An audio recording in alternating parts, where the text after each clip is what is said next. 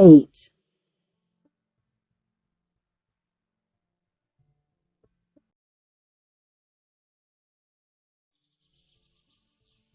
उन देव के कहे अनुसार पंडित वेदांत निकल जाते हैं उनके गांव की तरफ जहाँ उनकी पूजा होती है।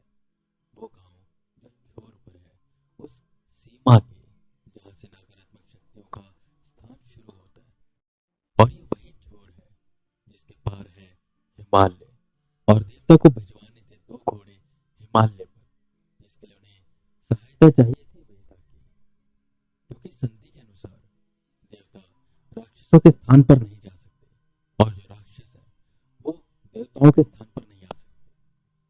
और जो वेदा है उनके पास ताकतें तो हैं, पर वो देवों की श्रेणी में नहीं आते, इसलिए वेदा वहां पर जा सकते हैं। खैर, वेदा पहुंच जाते हैं उस गांव में।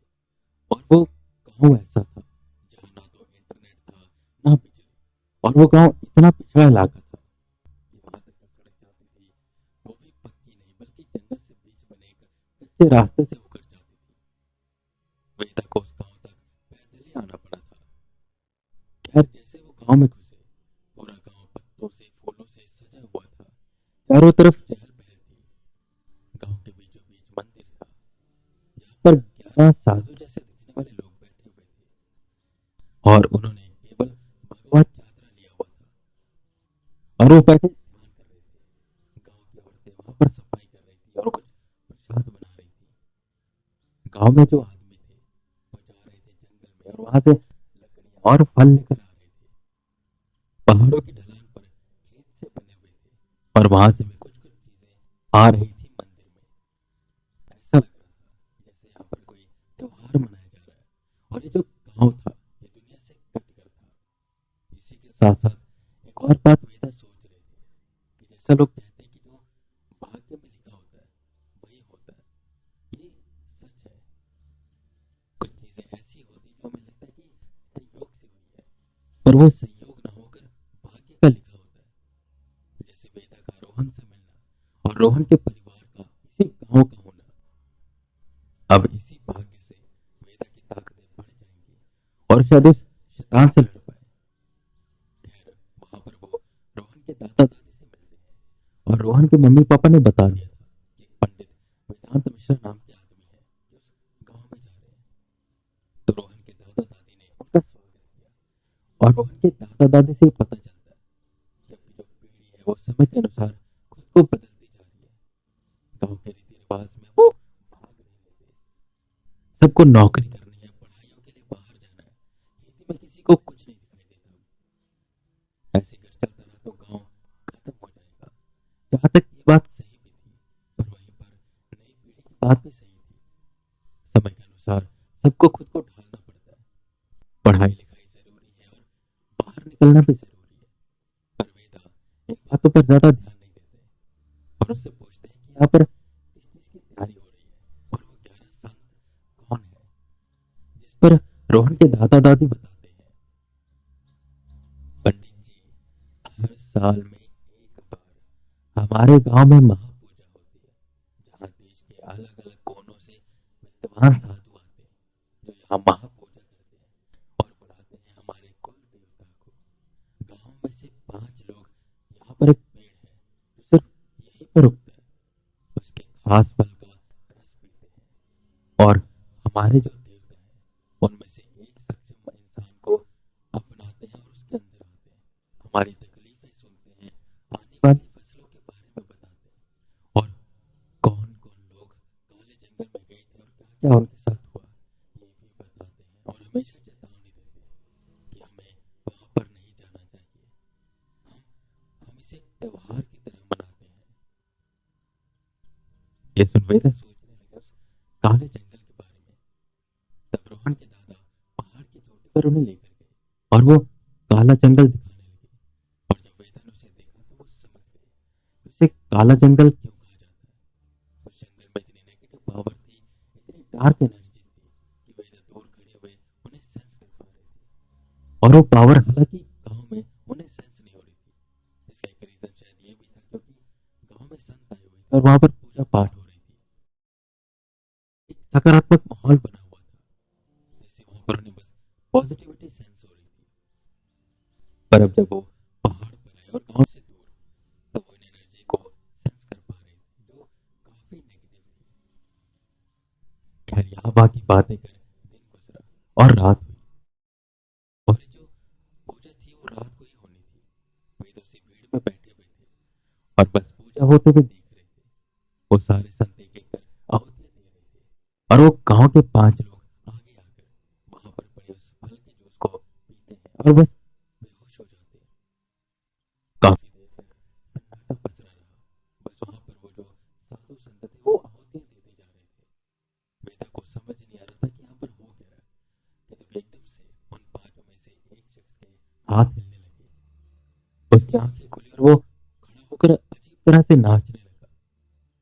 और जैसे ही वो नाचने लगा, गांव के लोग उठे और उन बाकी पड़े 4 बेहोश लोगों को उठाकर वो साइड में लेकर चले गए, और उस नाचते हुए आदमी के गिरते गिरते एक बड़ा सा घेरा बनाकर खड़े हो गए। उस घेरे के अंदर वो नाच रहा था, और नाचते नाचते वहां पर पड़ा भोग प्रसाद उसे उठा उठाकर वो खाने लगा। और वहीं पर एक आग का सिंहासन बना हुआ था जिसमें कोयले पड़े थे। वो उसके ऊपर जाकर बैठ गया। वेदा ये देखकर हैरान हुए, पर ताज्जुब की बात ये भी थी कि उसे खरोच तक नहीं आ रही थी। गांव के एक एक सदस्य आगे आने लगे और अपनी समस्या अपने दुख बताने लगे, जिस पर वो देवता सबकी समस्या सुनते और उन्हें हल बताते। पर एक बात वेदा ने गौर की, जब वो रोहन के अंदर आए थे तब काफी शांत थे, और आज जब आए हैं तो एकदम से आक्रामक रूप में है। ये शायद इसलिए भी है क्योंकि गांव वालों ने उन्हें आक्रामक रूप में बुलाया है। वैसे तो शायद ये देवता शांत है। तभी वो उठे और बोले, अब समय आ गया है ये बताने का कि उन लोगों का क्या हुआ जो उस काले जंगल में गए। मैंने लाख बार मना करने पर भी तुम उस काले जंगल में जाते हो, क्योंकि तुम्हें वहां पर ढेर सारी लकड़ियां मिलती हैं। तुम्हें ज्यादा लालच है, और लालच का फल क्या होता है वो भोग चुके हैं। तुम सोचते हो कि वहां पर कुछ नहीं है, खासकर जो आने वाली पीढ़ी है। पर सत्य ये है कि जो वहां पर है तुम उसका सामना नहीं कर सकते। वहां पर ऐसी ताकतें रहती कि जहां पर जाने से पिशाच राज भी डरते हैं। आम आत्माएं देखती हैं, वो इसके आसपास भटक नहीं सकती। और यही वजह है कि यहाँ पर कोई प्रेत पिशाच नहीं मिलता, क्योंकि ये सबसे करीब गांव है उस शैतानी भूमि के। जो जो लोग गांव में से गए थे उनमें से बहुत से लोगों को रक्तहीन दानव ने खाया। किन्हीं को चुड़ैलों की रानी ने खाया, तो किन्हीं को जिंदा ही डेथ निकल गई। ये अंजाम होता है जब तुम मेरी बात को नहीं मानते हो और जाते हो उस काले जंगल में। फिर से चेतावनी दे रहा हूँ कि उस काले जंगल में भूल कर भी मत जाना। मैं तो कहता हूँ कि देखो भी मत उसकी तरफ। वो जंगल आम जंगल नहीं है। वहां पर ऐसी ताकतें रहती हैं जो तुम्हारी सोच से परे है। केवल उनको एक बार देखने से ही तुम मर सकते हो। और ये जो आज का महात्योहार था, ये जो महापूजा थी, ये बहुत ही अच्छे से हुई, और हमेशा की तरह मैं तुम सबसे प्रसन्न हूँ। पर इस बार कुछ अलग है। हमेशा मैं तुम में से किसी एक को चुनता हूँ जो मेरा कोई सामान लेकर जाता है हिमालय की तरफ। पर ये दिन में जाया जाता है क्योंकि वो दिव्य चीजें होती थी। पर इस बार हिमालय में होने जा रहा है महायज्ञ, और उसमें एक चीज जरूरी है, हीरो शैतानी है। शैतानी भी है, दिव्य भी है। और मैं जानता हूँ कि तुम में से कोई भी ऐसा नहीं है जो वहां पर जा सके, क्योंकि इसके लिए तुम्हें ताकतें चाहिए। वो ताकतें तुम में से किसी के पास नहीं है। हालांकि यहाँ पर जो साधु संत बैठकर पूजा करते हैं उससे तुम्हारे अंदर कुछ ताकतें आती है, जिससे तुम दिन के समय वहां से गुजर सकते हो, क्योंकि दिन में वो ताकतें इतनी सक्षम नहीं होती कि तुमसे लड़ सके। पर इस बार जो चीज लेकर जानी है वो रात्रि में जाएगी, और इस बार जो उन्हें लेकर जाएगा वो इस गांव का नहीं होगा, वो कोई और होगा, जो रात के अंधेरे में सूरज डूबने के बाद जाएगा। और अब मैं तुम्हें बताने जा रहा हूँ कि वो कौन है। ये सुन सारे गांव वाले चौंक गए और सोचने लगे कि कौन होगा वो बेचारा। पर वहीं नाम लेंगे और वेदा मन ही मन तैयार